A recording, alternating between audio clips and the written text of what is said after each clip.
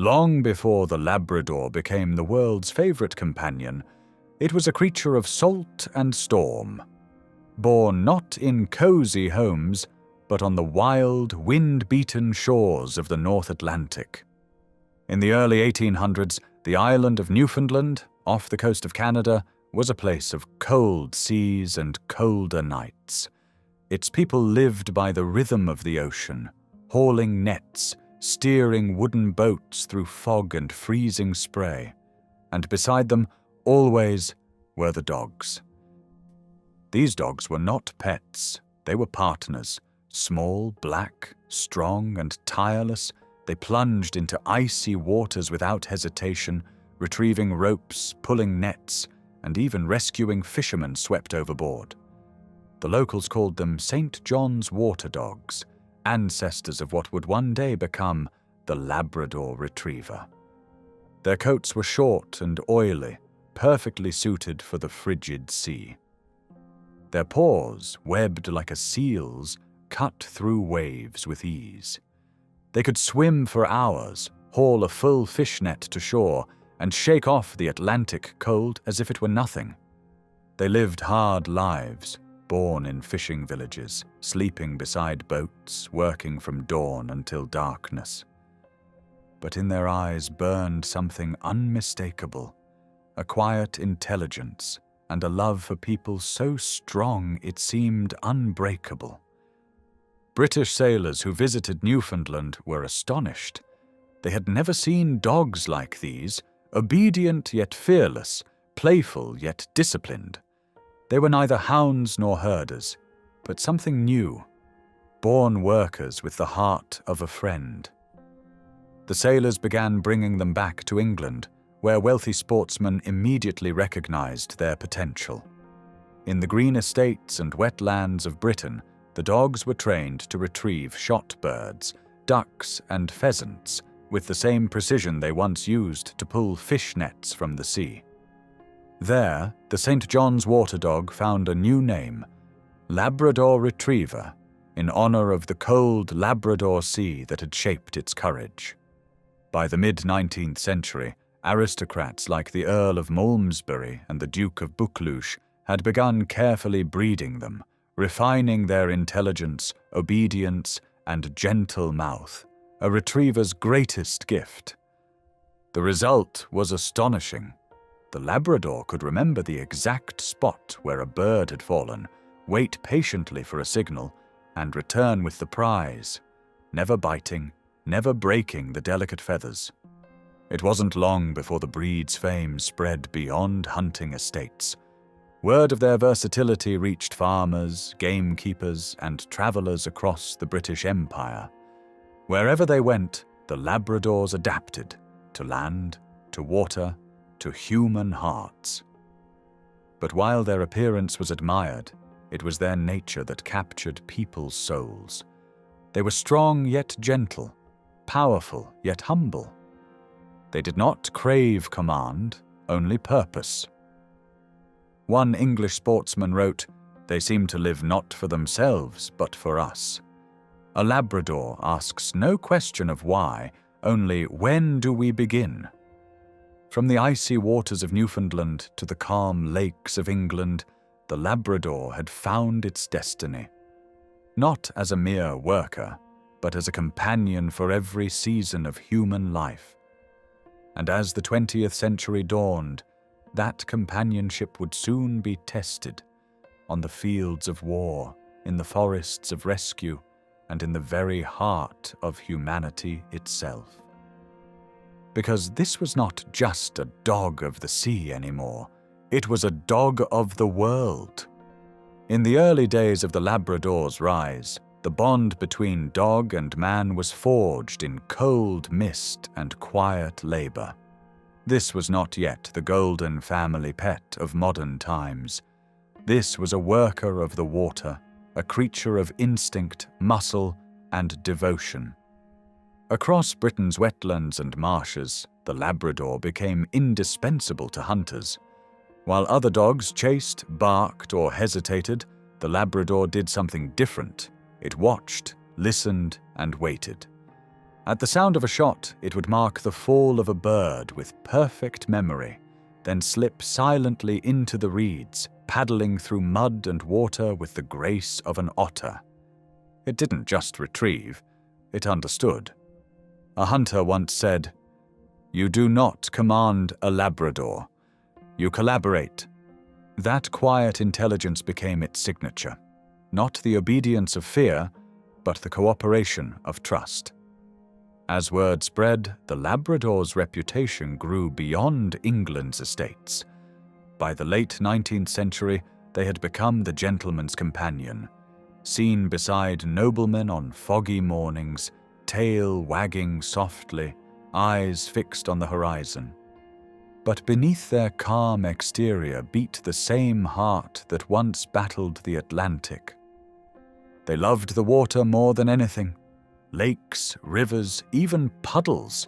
To a Labrador, every reflection was an invitation. It wasn't play, it was instinct. Every ripple carried the echo of Newfoundland waves, the memory of hauling ropes through freezing seas. Meanwhile, on merchant ships and fishing boats, Labradors still worked the docks, guarding cargo, fetching lost lines, diving after dropped tools. In the ports of Liverpool, they became a familiar sight. Sleek black shapes moving between crates, wagging their tails at sailors returning from the world's edge. By the dawn of the 20th century, the breed had split into two distinct callings. One remained the rugged working Labrador, tough, enduring, and bred for function. The other, refined in Britain's kennels, became the foundation of the modern retriever, graceful, trainable, and endlessly adaptable. And yet, no matter the path, their core remained the same: a will to serve, a hunger to help, and a love for human companionship that seemed limitless. When the First World War began in 1914, the world once again looked to its loyal animals for support. And among them, the Labrador stood ready, not as a soldier, but as a savior. They carried messages across trenches. They located wounded men in no man's land, guided medics to safety, and brought supplies through chaos. Their courage was quiet, unrecorded in medals, but etched forever in the hearts of those they saved. After the war, when the guns finally fell silent, soldiers returned home, many broken, many scarred. Some found solace in the dogs that had stood by them. A Labrador's patience, warmth, and empathy became medicine for invisible wounds. It was then that people began to realize this was not just a dog of labor, it was a dog of healing. Throughout the 1920s and 1930s, Labradors began appearing in homes and cities around the world.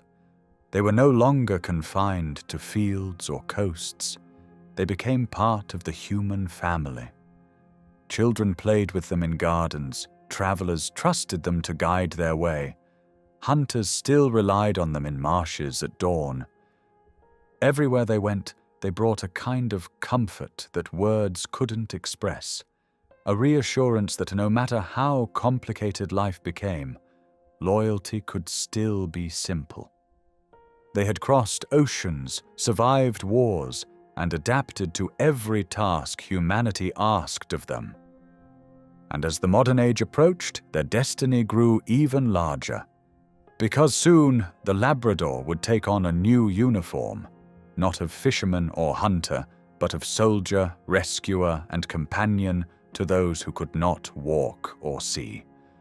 The world would call on them once more, and the Labrador would answer, as it always had, with quiet courage and a wagging tail. When the world plunged once again into darkness in 1939, humanity called upon every ounce of strength it had, and once more the Labrador Retriever answered. From peaceful fields and family estates, they were drafted into service, not with rifles or medals, but with trust and devotion. The Second World War was not a conflict of heroes in capes, but of hearts that refused to give up. And among those hearts were the steady, loyal Labradors. They became messengers, sentries, and searchers. They patrolled airfields at night, guarded supply depots, and located wounded soldiers in forests and rubble-strewn cities. They weren't chosen for aggression. They were chosen for something rarer, calm courage. In the roar of explosions and chaos of war, a Labrador's heartbeat stayed steady. They followed orders not out of fear, but out of faith. In the fields of Europe, Labradors worked with the Red Cross, locating injured soldiers who could not cry for help. They moved silently among the wounded, their dark coats blending into the mud, their instincts guiding them to life.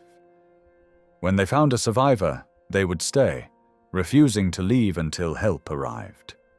One British officer wrote, "Our men began to trust the dogs more than the maps. When a Labrador stopped walking, we knew we had found someone worth saving." In the Pacific, they served with the U.S. Navy, detecting hidden explosives and helping retrieve supplies from the sea. Their webbed paws and love for water made them invaluable to divers and sailors alike. And when the battles were over, many refused to leave the side of their human partners. The war ended, but their service did not, because when soldiers returned home, many carried scars that medicine could not heal. Nightmares, grief, and a silence that felt heavier than any weapon. The Labrador, once again, became their lifeline. Gentle, patient, and unwavering, they offered what no human could, peace without judgment. The same qualities that once pulled men from the ocean now pulled them from despair. Out of this silent revolution came a new calling, the rise of the guide dog. In the 1940s, organizations in Britain and the United States began training Labradors to assist the blind and visually impaired. Their intelligence, steadiness, and empathy made them ideal for the task. It was as if the breed understood, on some instinctive level, what it meant to guide, to lead without control, to help without pride. One of the first successful guide dogs, a yellow Labrador named Buddy, transformed the life of his owner, Maurice Frank, who said, "I gave him my trust, and he gave me my freedom." That partnership changed the world's perception of dogs forever. From that moment, the Labrador Retriever became a global symbol, not just of intelligence and obedience, but of compassion in its purest form. As decades passed, their service expanded. In Vietnam, they walked ahead of soldiers, detecting landmines. In cities, they became police partners, using their noses to find missing persons and detect contraband. In airports, they became silent guardians of safety, tails wagging, eyes kind, yet senses razor-sharp. Wherever there was danger, chaos, or suffering, there was a Labrador ready to help. And yet, even in the most serious missions, they carried warmth with them, that joyful, tail-wagging optimism that reminded even the hardest hearts of home. One handler said, "You can be in the darkest place on earth, and then you look down, and there's a Labrador smiling up at you. Suddenly, you remember what you're fighting for. Through every war, every crisis, every disaster, the Labrador never once changed its nature. It didn't need to become tougher or fiercer. It won battles simply by being itself, calm, kind, and courageous. By the time peace returned to the world, the Labrador had earned more than ribbons and honors. It had earned something far greater, humanity's trust. And in the quiet years that followed, that trust would transform them again. They would move from the battlefield to the family home, from duty to devotion, becoming not just a symbol of service, but of love itself. When the smoke of war faded and the world began to rebuild, humanity sought peace, and in that peace it found companionship. No longer needed on the front lines or battlefields, the Labrador Retriever quietly took its place beside humanity's heart. The same qualities that had carried soldiers through chaos, calmness, intelligence, and devotion, now carried families through everyday life. They weren't just helpers anymore. They were home. By the 1950s, Labradors had become a global phenomenon. From the estates of England to the suburbs of America, they were everywhere, chasing tennis balls, playing with children, sleeping at the foot of beds. In a world that was trying to forget fear, the Labrador reminded people what safety felt like. They were everything humanity longed for: strength without aggression, joy without condition, loyalty without limits. Families discovered that Labradors didn't just live in homes, they filled them with warmth, laughter, and the kind of love that asked for nothing in return. Children found protectors, parents found companions, and those who lived alone found a reason to smile again. A Labrador would wait at the door for hours, tail thumping softly, eyes shining with patience. It didn't matter how long you were gone. When you came back, you were always the best part of its day. That kind of devotion cannot be trained. It can only be given, freely, instinctively, endlessly. It's said that a Labrador has 3 settings: play, love, and serve. But those who know them best understand there's a 4th, heal, because somehow they always know when you're broken. They nudge your hand when you're sad, rest their head on your knee when words fail, and look at you as if saying, "I'm here." You're not alone. Doctors and therapists soon noticed this too. By the 1970s, Labradors were being trained as therapy dogs, visiting hospitals, nursing homes, and schools. They brought comfort where medicine could not, simply by being present. One child in recovery once whispered to her therapist, "I think he knows I'm scared." The Labrador just wagged his tail and leaned closer. At the same time, their brilliance found new purpose. Search and rescue teams across the world began using Labradors to find missing people in forests, mountains, and collapsed buildings. Their noses, capable of detecting a single scent molecule in a sea of thousands, became one of humanity's most reliable tools. But it was their hearts, their refusal to give up, that made them legendary. When an earthquake struck Turkey, a black Labrador named Jake crawled through shattered concrete and rebar to pull survivors free. He worked until his paws bled, refusing rest until the last voice was silent. When asked how he did it, his handler said, "He didn't understand tragedy. He just understood people." That simple truth became the essence of the Labrador spirit: compassion without reason, courage without recognition. Even in modern police work, their natural empathy shines. They sniff out danger, but never lose gentleness. They detect explosives and narcotics, but greet strangers with a wag. Their strength lies not in fear, but in trust. And then there are the guide dogs, the quiet heroes of the everyday world. With every careful step, they give their partners independence. They don't lead with dominance, they lead with understanding. For the blind, they are more than eyes. They are bridges to freedom. In families, Labradors became the glue between generations. They grew up with children, stayed close through adulthood, and comforted the elderly. When life changed, when people moved, married, or mourned, the Labrador remained constant.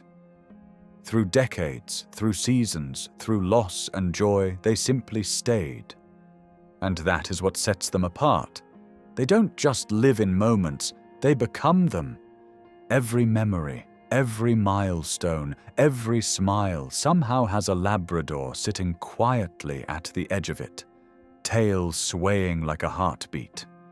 The Labrador Retriever didn't conquer the world through strength or speed or cunning. It conquered it through love, the simplest, rarest kind. And as the 21st century began, with technology rising and connections fading, the Labrador's timeless loyalty became more than companionship. It became hope. Because in a world that forgets how to slow down, the Labrador still waits patiently by the door, reminding us what truly matters. Every great story begins with purpose, but the ones that endure are written with heart. The story of the Labrador Retriever is not just about work, or war, or even loyalty. It's about something deeper, the quiet, unshakable connection between humans and the dogs who chose to walk beside us. From the frozen waters of Newfoundland to the living rooms of millions, the Labrador's journey has mirrored our own, from survival to progress to love. And through it all, it has never asked for anything more than to be near. There's something extraordinary about the Labrador's presence. When one walks into a room, the energy changes. Its tail wags like a small metronome of happiness, steady and sincere. It looks at you, not through you, as if it already knows your story and has decided to love you anyway. That gaze has healed loneliness, eased grief, and turned countless ordinary days into memories worth keeping. It's why the Labrador isn't just a dog breed, it's an emotion that wears a coat. Today, they serve in every corner of the world. They detect earthquakes before we feel them. They find missing hikers, calm veterans struggling with trauma, and bring laughter to children in hospital wards. They greet strangers with trust and treat every human as if they were born good.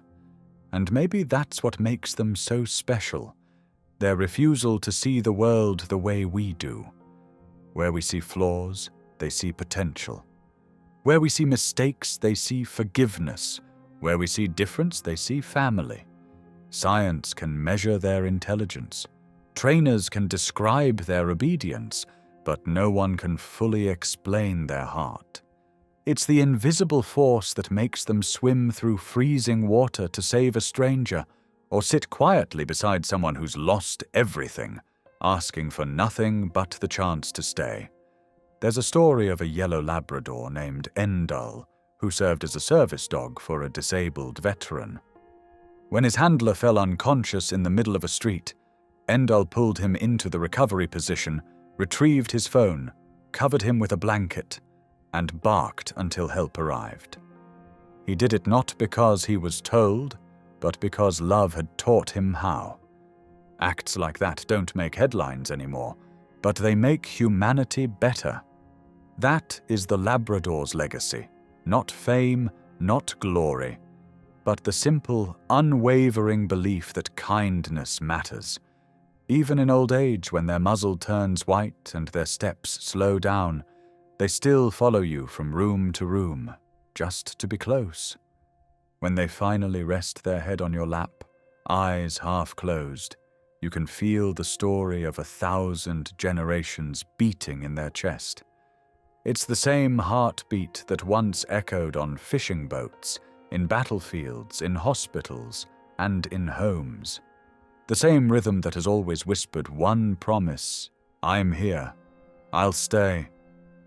For centuries, humanity has bred dogs to work, to hunt, to fight. But the Labrador is proof that we can also breed for love, and that love can be as powerful as any force on earth. In every wag, every nudge, every glance, there's a reminder that loyalty isn't obedience, it's a choice they make over and over again without hesitation. So when the sun sets and the house grows quiet, somewhere a Labrador is lying at the foot of a bed, dreaming softly. Maybe it dreams of the sea, of the fields, of the faces it's loved. Or maybe it doesn't dream at all, because for a Labrador, being near the people it loves is the dream. The Labrador Retriever doesn't just carry a legacy, it carries a lesson, that strength can be gentle, and that the purest form of heroism is love. And that's why, long after we're gone, long after the last ball has been thrown, the spirit of the Labrador will remain. Not as a memory of what dogs once were, but as proof of what humanity can be when we choose kindness. Because in the end, the Labrador Retriever's greatest gift to us is not what it does, but who it reminds us to become.